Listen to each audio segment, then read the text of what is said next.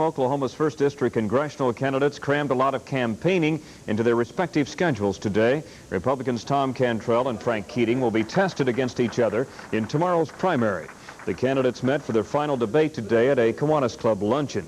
Keating said that he's the only candidate in this congressional election who did not have to move here from Washington just to run for office. Cantrell responded that he is the only candidate born in Tulsa and that his Washington experience is valuable to voters in the 1st District. Both men continued their heavy primary eve campaign schedules this afternoon. State Republican leaders say that the chance is there to put powerful Representative James Jones out of Congress. Tonight we take a look at the two Republican candidates who are looking for a chance to run against Jones. Ramona Huffman and Anita Parvin report. Hi, sorry to bother you. I'm Frank Keating. I'm running for Congress. This is my wife, Kathy. We wanted to give you a card and appreciate your vote. Frank and Kathy Keating do much of the campaigning together. The former state legislator and U.S. attorney emphasizes that his family lives in Tulsa, something he says is not true of candidates Tom Cantrell or Jim Jones. And Keating says that hometown loyalty sets him above the others. When I became U.S. attorney, for example, I didn't get any new curtains or any new rugs, no new furniture. I served in that office understanding my responsibility was to lock up dope dealers and county commissioners, and I did it and left. That's how I look upon public service. I'd like to serve people the way I want them to serve me. He portrays the image of what you see is what you get, but there are more than a few doses of astute politician to be added to the mixture also. They think that the Jim Jones of old, who wore the white hat, still is wearing the white hat, and that simply is historically inaccurate.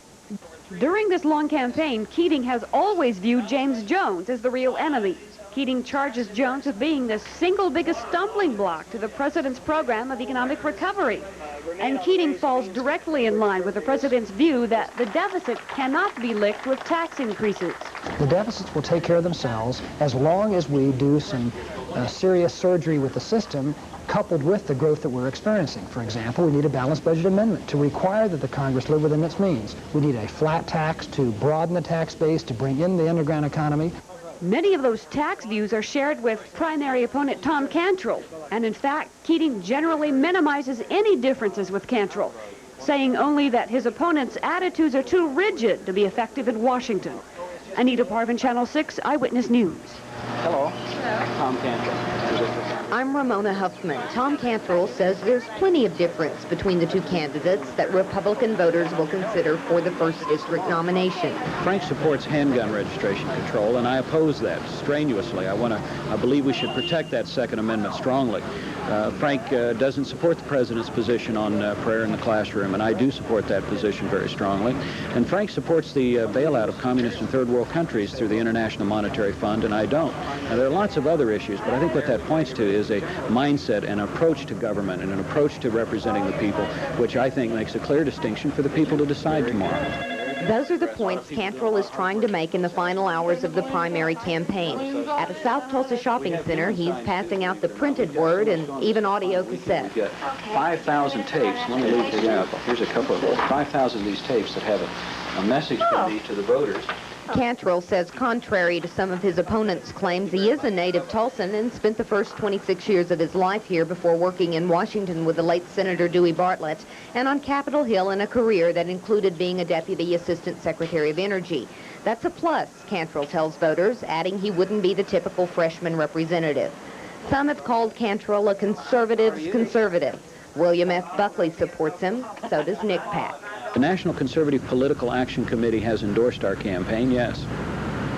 Why? What did they say when they endorsed you? Go get them and beat Jim Jones. We're behind you 100%. Cantrell and Keating do agree that's the ultimate goal, and whoever wins tomorrow's primary will be assured of the other's support in the effort to oust James R. Jones. The National Republican Committee has made the defeat of Jones its #1 goal among congressional races. Ramona Huffman, Channel 6 Eyewitness News. Volunteers in Tulsa today were busy packing boxes and suitcases with ballots for Tuesday's primary. In Tulsa County alone, there are over 200 polling places, so there's a lot to do. But some officials don't expect the primary to draw a lot of voters. Historically, primaries don't generate that much interest. I'm sorry to say that, but there probably won't be the turnout in this election tomorrow as there will in September and November. The polls open at 7 in the morning and doors will close at 7 in the evening. And even if you're not a Democrat or Republican, you can vote on the 3 state questions on tomorrow's ballot. The eyes of the nation may be on Tulsa this November to watch the race for the 1st district seat. For the 2 Republicans who want to challenge Jim Jones for that seat, this was a make or break day.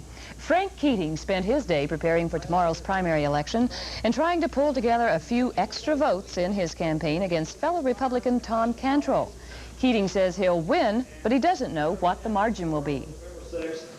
Don Nichols told me early on, he said, what do you think the polls show? And I said, well, if somebody can move back into Tulsa last September and immediately be swept in a Republican primary without having as much as driven a yard sign for a Republican candidate, that will really be a shock to me, especially with all the things that I have done for the party and certainly all the commitment that I've made as a legislator and as U.S. Attorney.